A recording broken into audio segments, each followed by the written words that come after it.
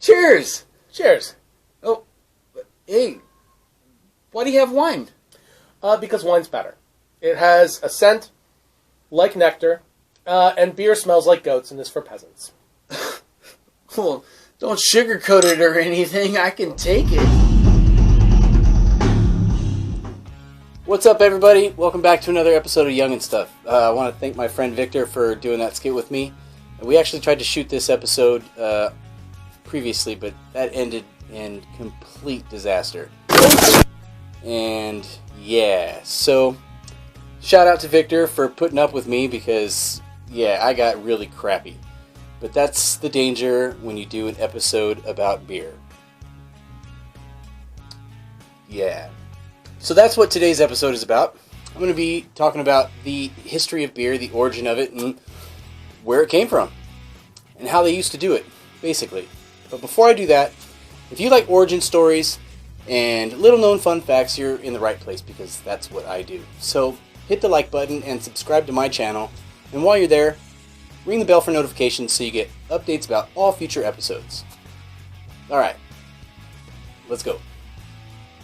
According to the Ancient History Encyclopedia, the first beer in the world was brewed by the ancient Chinese around 7000 BCE. But the process, recognized as the modern brewing process, began in Mesopotamia between 3500 and 3100 BCE. But some evidence suggests that as early as 10,000 BCE, when agriculture first developed, they were brewing beer in Göbekli Tepe in Sumer. I know. Super fascinating, right? Still with me? Some people believe that beer was discovered by accident, but that's actually a point of contention for scholars. Some say it was an accident when grains used for bread making fermented, and others say that it preceded bread and was developed intentionally as an intoxicant. I'm paraphrasing Max Nelson, who wrote that fruits naturally ferment with wild yeast and that animals would indulge, so it made natural sense that humans from the Neolithic period on would do the same, or even purposely left fruits out, hoping they'd ferment.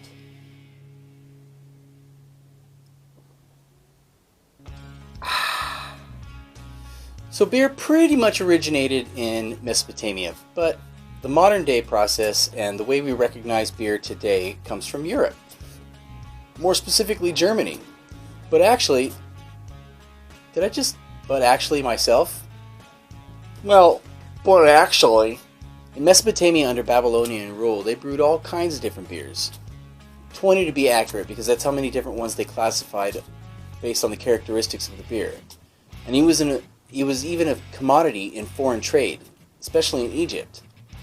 Like, they paid people in beer.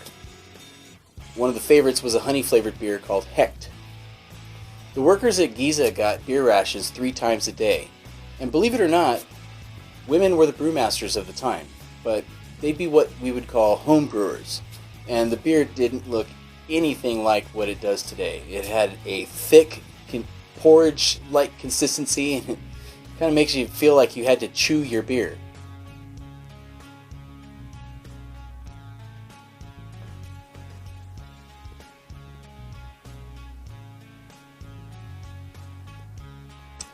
Just had to finish my bite.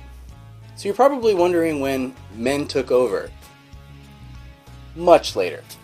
A little diorama was found of an ancient brewery at work, and the Metropolitan Museum of Art described it as the overseer with a baton inside the door. Inside the brewery, 2 women grind flour, which another man works into dough. After a second man treads the dough into a mash in a tall vat, it is then put into tall crocks to ferment. After fermentation, it is poured off into round jugs with black clay stoppers. So I work in a brewery. The overseer with the baton, he's still around. Get to work! Nothing's changed. So for the most part, the ingredients have always been water, grain or wheat, and yeast. But in the Finnish saga, Kalevala, which was written down in the 17th century and then consolidated down to its current form in the 19th century, the female brewer Osmata while trying to make a great beer for a wedding feast, discovered hops. And then hops became a staple in how we make beer today. Now, how hops was actually discovered, that's a mystery to me. But after the discovery of hops, the rest, as they say, is history. That's it for this one, guys. Thanks for watching. I hope you enjoyed it. If you did, be sure to hit the like button and subscribe to my channel. And while you're there, ring the bell for notifications so you get updates about all future episodes. Be sure to check out my sponsor, Frezware, at frezware.com. And you can find a shirt or a hat or a sticker or a mug or something else that you like so you can support local. And if you type in Young and Stuff 5 at checkout, you get a 5% discount. See you next time. Cheers. So him wearing plaid is just pure happy coincidence. Happy coincidence. Yeah. Wow. Yeah. Exactly. So he really won't have much to say. So he's kind of like my Andy Richter to my Conan. Sounds like a sport. You're such a teacher. This is so much eezier when it's by myself because I don't feel like I'm holding up anybody's time, and I don't. Bottom shelf beer for me. Top shelf. Shut. I know you reached for the glass for the because you wanted that. Hey, everybody, there. He is not chained to the chair. Okay. He wants to be here. Take people. At least he says he wants to be here. But he's not chained here. The fancy plaid. Sorry.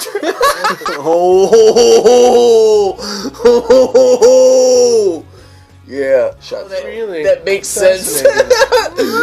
Much later. How's your wine holding up? It's going, which is good. That's what it's supposed to do. To the He's wall. not physically restrained. It's only social obligation that keeps him here.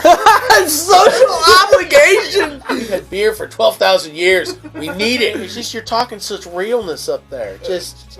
And there's got to be a lot of truth in a great joke, right? Some. Here! Hooray! You may want to try that one again. I may. Beer. You have one. Super good. Very good. Super good. Yeah. Fruit. Groot beer. Groot beer. You know what I'm talking about. Oh yeah. What was it about? Beer. A what? Where beer comes from. And? It smells like goats. To get Führer updates. And you. You're the left. Oh boy. Oh, that beer smells good. Because it does smell like goats. And it's for peasants. The episode's over. It's time to go now. Why are you still here? I'm sorry.